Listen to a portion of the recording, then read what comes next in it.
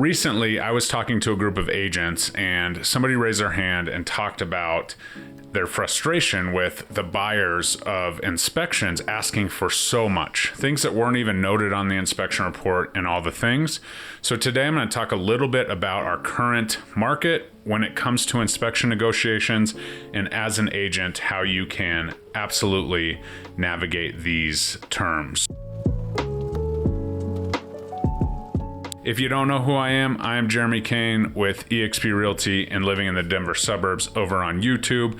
And today I'm going to talk all about the inspection process. I talk so much about the market. I'm an expert when it comes to the market, what's going on, helping you find the perfect fit, even if it isn't right away. That's kind of just some of the things that I pride myself on. So if you like what you hear, please like, comment, subscribe across the channels. I do have a YouTube channel for agents and for clients, so check that out, living in the Denver suburbs over on YouTube. But that's where I would love a subscription. And please, if you have any questions or have anything to say about what I have said, please reach out, as I absolutely respond to 100% of the comments. So let's kind of dive into this and really talk about what's going on. So the truth is that we have seen so many ups and downs of, complete seller's market to coming back to bouncing back a little bit, seller's market to getting to where we are today. And so as the first thing is I want to talk about buyers having more bargaining power. And now it is like this. The minute that we start seeing multiple offer situations, and I get it, like I know there's been a ton of, multiple offer situations that you guys have all seen and talked about. And I just want to make sure that we're, not getting caught in the minute details. Ultimately, days on market is growing. And so we want to really focus on, okay, buyers do actually, on average, have a little bit more of, an upper hand than they have had. The first piece was obviously seller concessions, and we got kind of used to that, especially in our higher interest rate market. And now we are seeing more, things along the lines of, really being asking for a lot of things on inspection objections, some things that are serious, some things that are not. I will tell you that I'm pretty straight across the board. When I'm doing inspections, I like to make sure that an inspection is for a buyer's education. And then if there's anything that stands in the way of a buyer purchasing the home, then we can put that in an inspection objection. Major things that maybe we couldn't see when we viewed the property because of the time limitations, or obviously I'm not getting crawl spaces or crawling on roofs at every home we're at. So, and I don't know what I could do on the roof besides be scared of heights. So as we kind of break this down, what is really coming into these inspections? And the truth is that buyers got so used to not having any, bargaining power here. It was pretty much like if there's not something failing that's an absolute, pricey item, kind of is what it is. We've gotten away from that a little bit, and buyers are getting a little bit more, creative. And the fact that they know, if there's not multiple offers, or if there are multiple offers, that has a big, to do about it. But we're just not seeing the inspection language and the appraisal gaps and the things that we have seen. And so buyers are asking for more. And as agents, it's important for us to understand, okay, this is about buyer and seller. There is no way that Jeremy Kane will ever get in the way of a transaction between buyer and seller, right? This is what the buyer asked for. I've literally had a buyer ask me to replace the light bulb on an inspection objection. Back when the market was crazy, I put it on there, and guess what? My seller actually decided to do it. So that was when, I was dealing with the seller as a customer, or the buyer as a customer, and representing the client as the seller. So that is, kind of where we're at. And the truth is that, okay, and it's really, really important as a buyer and a seller to not let the emotions get in the way. What is in the way of you purchasing this house that you may or may not have known about prior to, making the offer? If you knew about it, and you're for sure, okay, the furnace is disconnected, it's not working, and then you're asking for a new furnace, Well, I would suggest putting that on the front end of your offer with a concession or whatever, versus waiting to see if the seller's going to do it. Because once you have the inspection, that money is gone. Their time is valuable, and as you go. So it's really important. It's really important to have the inspection, but it's also important to really prepare yourself for the negotiating power, because if you just come in as a buyer full throttle and you're asking for every light bulb to be replaced, the concrete to be resurfaced, every wall to be painted, things that ultimately you really don't want them to do anyways, like the walls being painted or whatever, then you're going to have a lot less power when it comes to the process of getting this past the inspection.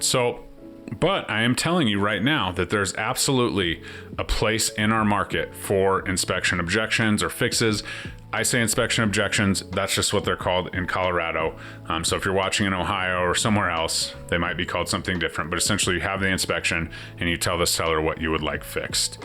Requests for repairs, I've heard it be called, and so on. So that is absolutely huge. The next thing I am going to talk about is talking about the bounce back buyer or the bounce back house, right? So these homes are coming back on the market.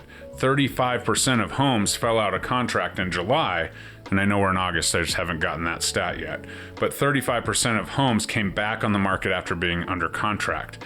So what that means as a buyers, you can ask the seller if they received an inspection report. Now, this is very important to understand that I would still highly suggest paying for your own inspection, right?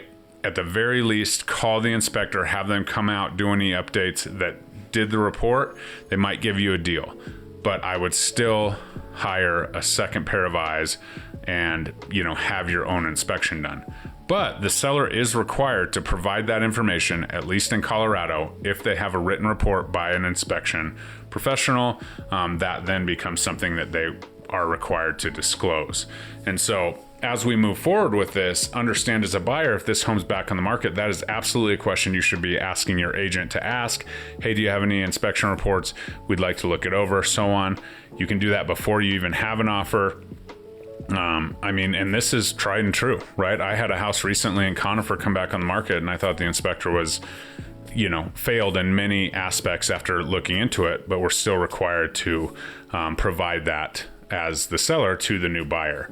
And so when you're a buyer, you can look at that, look it over, understand that there is no licensing criteria in the state of Colorado for inspectors. There are certifications, but I would highly recommend somebody that your real estate professional, hopefully that's me, at least allows you, says, hey, I've worked with this guy, I know they're legit, so on. So those referrals are always awesome. So let's flip the script, right? We just touched on the seller. As a seller, understand that the buyer, especially if they're represented by an agent, have been counseled on, the best tactics to get the most, for their ask. And so if we're selling a property, there's two schools of thought here, and I don't know which one is correct, but as a seller, you can get your property pre-inspected, so you kind of know the major things that are to come up. You can even fix those things before. Again, that inspection report is required to be disclosed.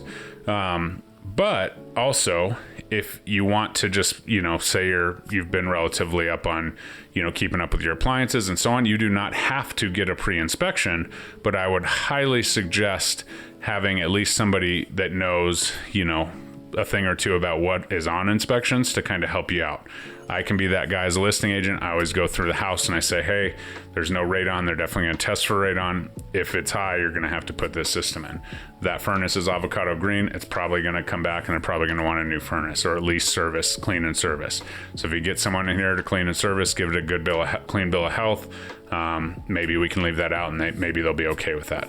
Your water heater looks like it's from 1904. That's probably going to need to be, replaced. So you can at least prepare for these things. And when you're in negotiations, you can have those conversations. Hey, we're coming off, this amount of money on the list price. So at inspection, if it's working and it's, not leaking gas or leaking water, we're going to, it is what it is. So you can kind of negotiate and get ahead of that if you're kind of prepared.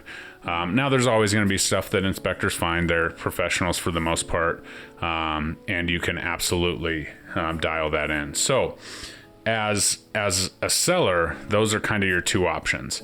Understand that once that, if you do get an inspection objection, you get a report, that's now disclosable. So if you have a bad roof and you have, possible mold or something like that on an inspection report, we're gonna have to probably fix that. So it might not be best to play extreme hardball with the buyer in that, instance. It depends on what it is, but just make sure you're aware of that. So ultimately, let's step back. What's this all mean for the market? This is a point in the contract where most contracts that do fall apart. So as a buyer, take a deep breath, understand you do have some opportunity. It's not a place where you just try and get your money back that you bid over, or, it's not a place where you try and stick it to the seller. However, if there is something in there that you can, ask for, or it would help your life if, that 40-year-old furnace got fixed, go ahead and put it in there, right? And I would say, if it's going to stop you or change your mind on your offer price or buying the house, put it in the objection or, the request for repairs or whatever you call it in your state, and then see what happens. The seller can always just say no, and you can withdraw it here in Colorado and move forward. But at least you kind of know, and you kind of give it that shot. As a seller, make sure you understand that buyers are actually, being pinched pretty significantly, even though those rates are coming down, and they are looking for a move-in ready house that's not going to have something immediately fail on them. So just know that. Also, remove the emotion. It's not the buyer trying to take from the seller. It's just about making the piece of property as, awesome as they thought it was the day they offered. And if you do have something that's in disrepair or out of its life expectancy, that's a whole nother conversation. Then maybe expect that to come up, and don't be surprised, right? Because the emotions are always different when you're surprised. So if you don't have an agent that's helping you understand what could come up and kind of the pitfalls of what the home looks like based on, we talk all the time about all the amazing things and updates and upgrades, but let's also talk a little bit about the things that maybe are up for updates. And if you come into that situation, try and remove all the emotion. And the goal is to have the buyer buy and the seller sell, the agents stay out of the way, and you can make that happen. So if you have any questions about this, let me know. If you're a buyer, especially in the Denver market, and you are wanting to move into that home that maybe the seller is going to help update for you, I think your time is limited, as I think these rates will start to come down pretty significantly as we move into 2025. And I think some of this bargaining power that you have currently right now in this market will go away. So if you can afford it, let's have a conversation. If you can't afford it, let's have a conversation. Book a call in the link below with me. And I can't wait to chat with you. I hope this helped give some clarity on inspection items in our current market right now. Please like, comment, subscribe, and we'll talk to you next time. Bye-bye.